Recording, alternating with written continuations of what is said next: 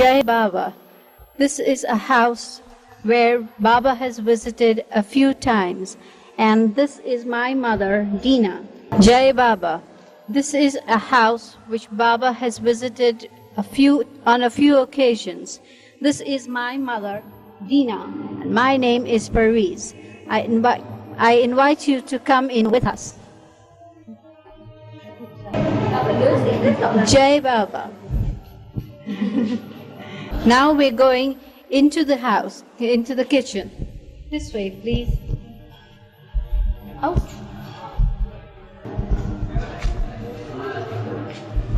This is Baba's place where we pray.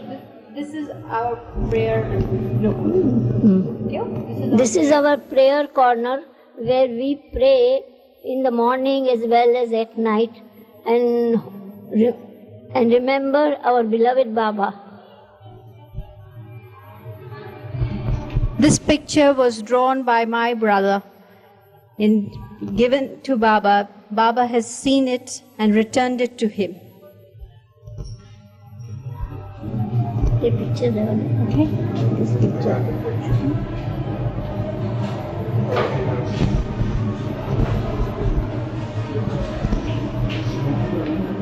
Agalo? Eso?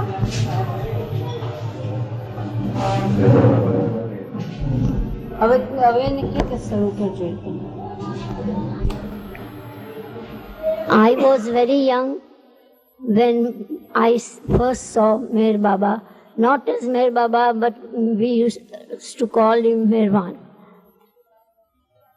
Baba and Upashni Maharaj, both of them were staying at Sakori.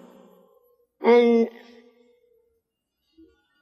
from whenever we used to come to Sakori, my mother used to take us during school holidays.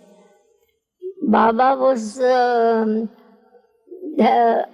when doing Upashni Maharaj Aarti, Baba used to hold the string of a big bell which he rings every Aarti time.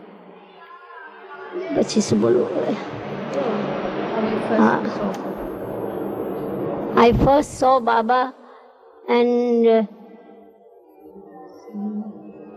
I first heard Baba there singing a song for Upashni Maharaj. At that time, I had a good voice and I was very fond of music. So naturally, I used to sit amongst the other children and having a good time after Aarti also. Aarti was sung by all the people staying at Sakori, and bhajan used to sung by Baba. Baba has got a very melodious voice and he attracts everybody.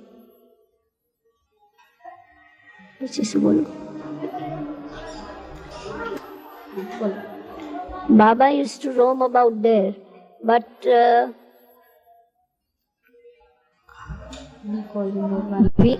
we called him Meherban Gando. Once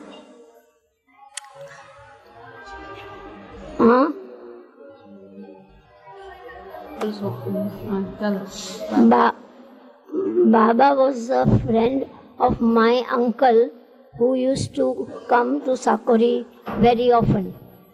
And during that time, my mother also told us that you must give respect to Baba. He is not an ordinary man. I first met him at Sakori, and after that,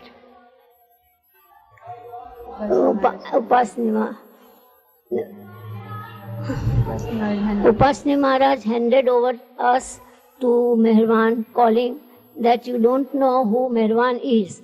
One day you all people will come to know how great he is. If I tell you something to do, and if Meherban say no, you have to you have to believe Meherban and not me. Whenever Upasni Maharaj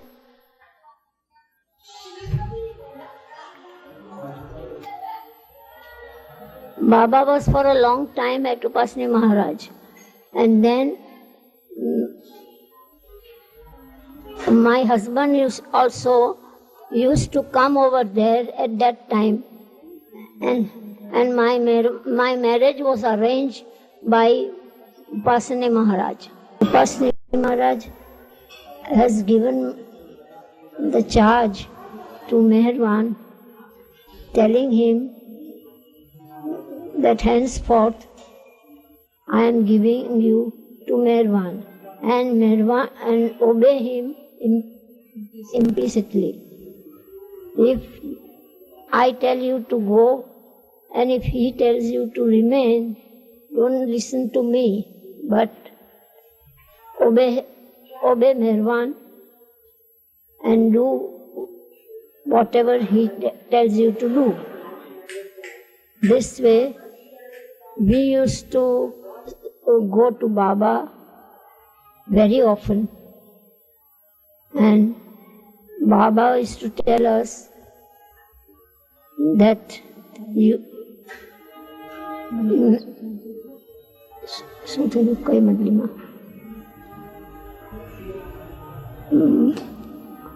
Upasni Maharaj has given the example how to obey Baba.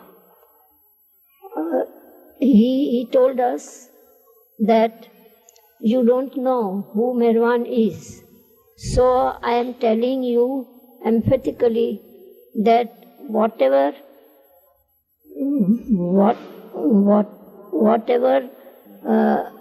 Meherban says, you must do that, and do not listen to me at that time. Sticks to him like a stamp on a letter, because wherever the letter goes, the stamp is also there. That way you stick him till the last. So we have done that way in our whole life, and up till now also we are obeying Baba's order implicitly. We love Baba and always loving him till our last breath.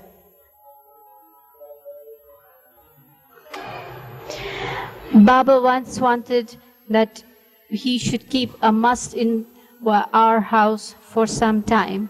He came here and personally supervised and gave instructions on how he wanted his room, the must room, to be arranged, and all the things, essentials, to be kept there.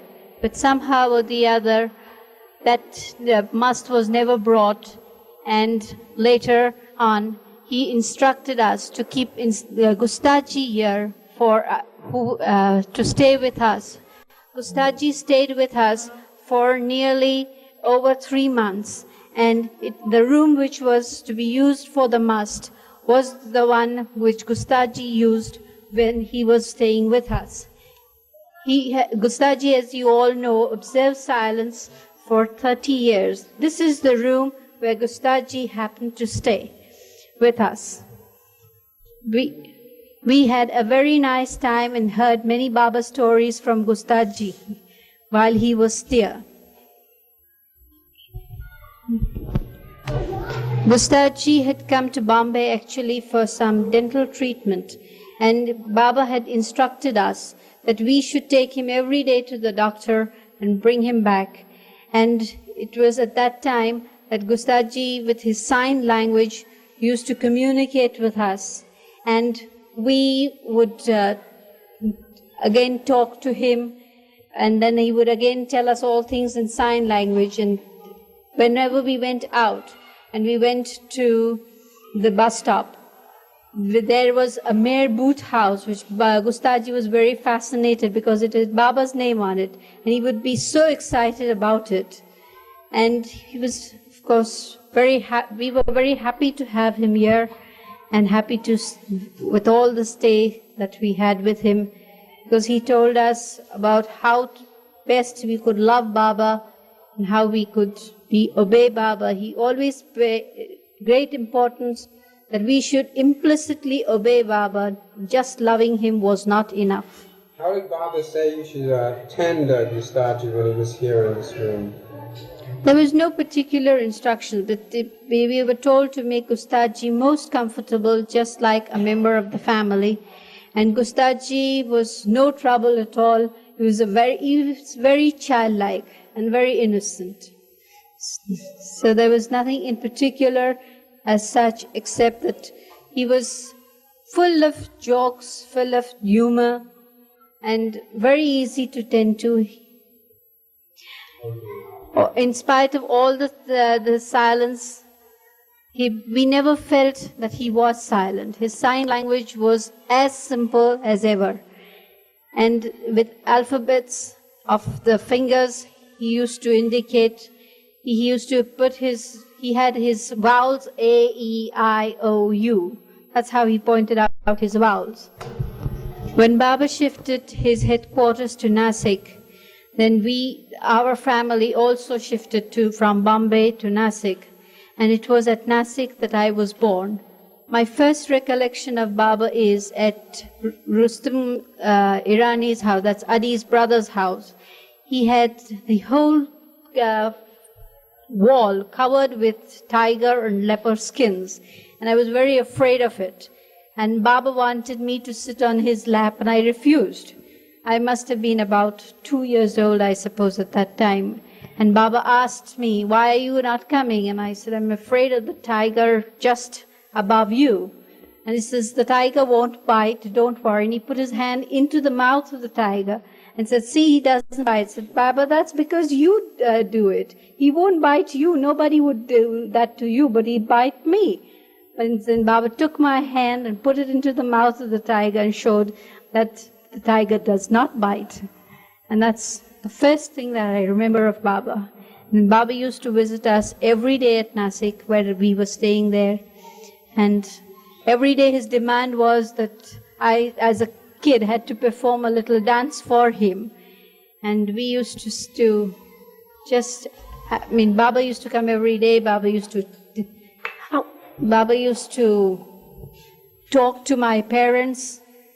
And there was one incident there that occurred where Baba had said that my father complained about me.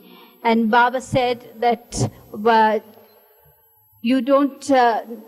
complaint was that I wanted to put the garland on only Baba's picture and not the rest of the Sadgurus. And Baba told my daddy, "Why did you scold her?" So he says, "Because Baba, she was disobedient. I wanted to garland all the Sadgurus and she didn't listen." So he says, "No, but she wanted to garland me, and that covers all the Sadgurus, and that is more important." And that time, that incident also, I think that was very small, but I still remember that day. My Baba used to come and ask my mother to prepare meals for the Mandali over there. And there was not a single day when he did not come.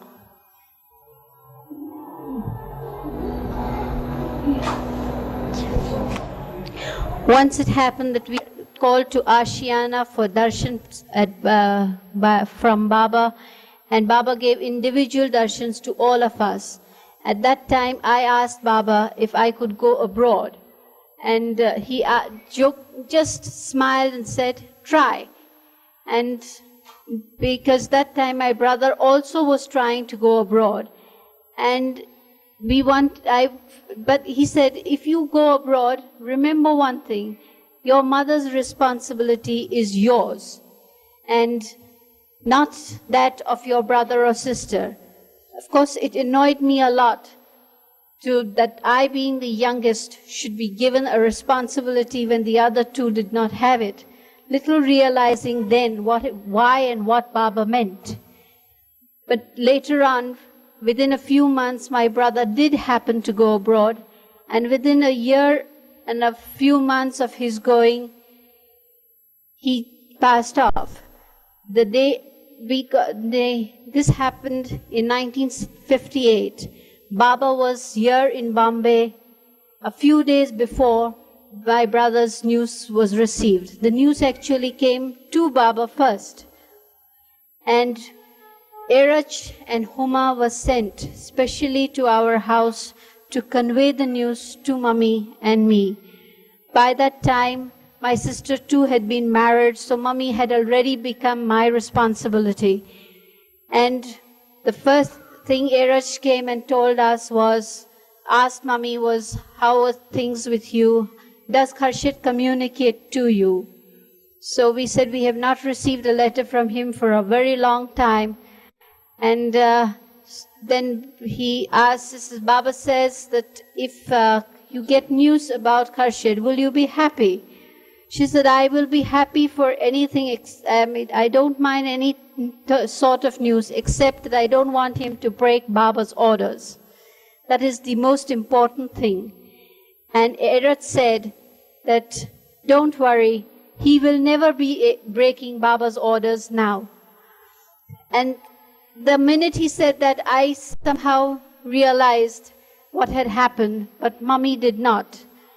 And thereafter, Erach gradually told us that Baba had sent us, that sent him and Huma just to convey that Kharshid had passed off.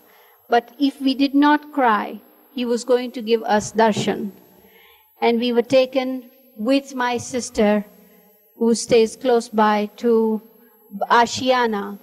There Baba told us, meeting Baba, I realized why more than a year and a half ago, Baba had given me instructions, and why Kharshid had not been told anything at that time. What do you think about Baba being the avatar of the age? Well, to us, Baba is just Baba and nothing more.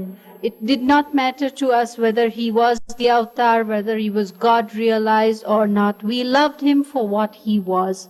He was everything to us, and we never doubted or questioned his why or what or anything. Just if he said something, it meant law to us, and nothing more about it.